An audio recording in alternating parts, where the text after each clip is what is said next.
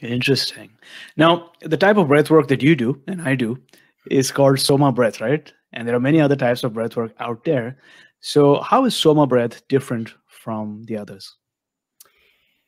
One of the core things with Soma that differentiates from any other breathwork modality that I have found is the rhythmic breathing. And you hear about like conscious connected breathing, okay? And people are like, "Oh yeah, I do rhythmic breathing. All breathwork sessions are rhythmic breathing." Okay, well, the thing that you have to understand is that if you have your breath is directly tied to your thoughts, your feelings, and emotions. So if you have erratic breathing, then you're going to have erratic thoughts. If you have erratic thoughts, you're going to have erratic feelings. Those feelings turn into emotions, and your emotional state is how you perceive the world around you. So if you're in a crappy mood, you see the storm rolling in over the mountains. If you are in a beautiful, happy, joyful mood, then you see the sun peeking through those clouds. You know, it's how we perceive, but it has to do with our emotional state. Okay. And so the importance of rhythmic breathing is actually really, really, really important. Nature works off of rhythms. Everything that surrounds us works off of rhythms. We have rhythms in our internal body. We have ultracircadian rhythms, circadian rhythms, cardiovascular rhythms, circulatory rhythms. Everything in our body is rhythmic. So when we breathe to specific rhythms, then we create a set of actions and reactions that happen inside of our physiology. And this can be from really increasing your energy, heart rate, getting fully activated, releasing shots of adrenaline, to the complete opposite, where you're becoming such in a deep, relaxed state that your body has the ability to heal and to restore balance back to its natural state, which is very energized, powerful, and you know, beautiful. So the cool thing is that it's not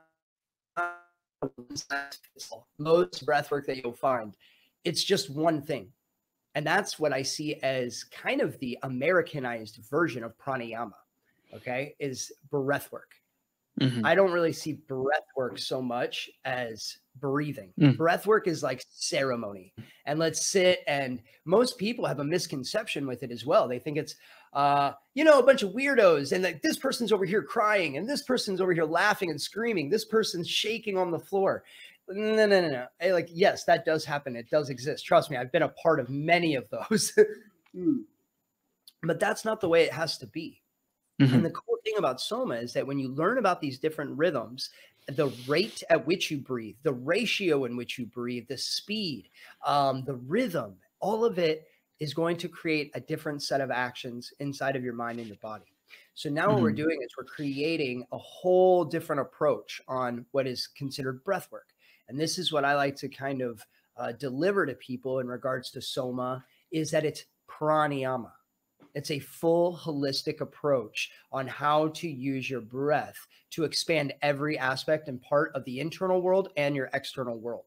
And when you breathe in a rhythm, you create this coherence, you create these actions, these reactions. So basically you're controlling the dials on your entire mind and your body. And this is something that I find really, really powerful. And the fact that the rhythms are designed to specific music, and those beats are having you breathe in that special rhythm. This is a game changer. And so I don't see Soma Breath as breath work per se. I see it as the origins of ancient pranayama. And that's, you know, pranayama. It's the control of life force energy. Your breath is your life force. So I think this is really what differentiates Soma from everybody else. Soma is pranayama. Yeah. Most of the other ones are just one. It's one breathwork style. That's it. And then people think, oh, this didn't work for this. Oh, this isn't working for that. It's because there's not a one size fits all. That's the incorrect approach for especially somebody's health and wellness. Not one routine or one thing is going to work for every single person. We're all at different walks and phases of our lives. And that's something I really appreciate about Soma, is we train the instructors to take it a step farther. You know, it's what can be applied to the person in the state that they're in now. And then we, as trained, you know, instructors and parts of this community, we then apply a method, a routine, in accordance and alignment with the person in the condition that they're at and where they're trying to go. And so this it's more of a professional, deeper approach.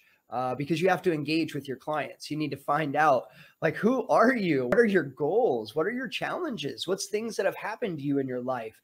And then let's start to peel those layers back. And then let's start plugging in methods and routines that are just going to chip away at this, iceberg kind of thing.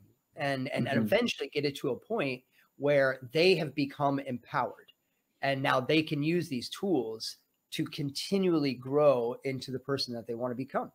And so, as you can see, it's much deeper, much deeper than people may even know or understand. And so, this is what I really appreciate about SOMA, and what I really think differentiates them from any other breathwork modalities. For sure. I mean, one of the things I like is that it stems and it draws from pranayama, right? So draws from yoga. So it's literally tried and tested and experimented with and proven in all these practices that we're now using. And like you pointed out, it's not just this one technique that you can use for these awakening ceremonies, which is definitely part of SOMA, but there are other practices that you can do on a daily basis in a safe manner, whether it's in the morning or even the evening to get better sleep. And you can use these different techniques and approaches along with the music to be very intentional in your approach towards health. And the byproduct is that you get more and more fascinated about the science and the why and the endurance part of it, and why, what's the evidence behind this and what's the research. Yeah, it draws from science and ancient wisdom, but you get excited when you know that all these things are backed up by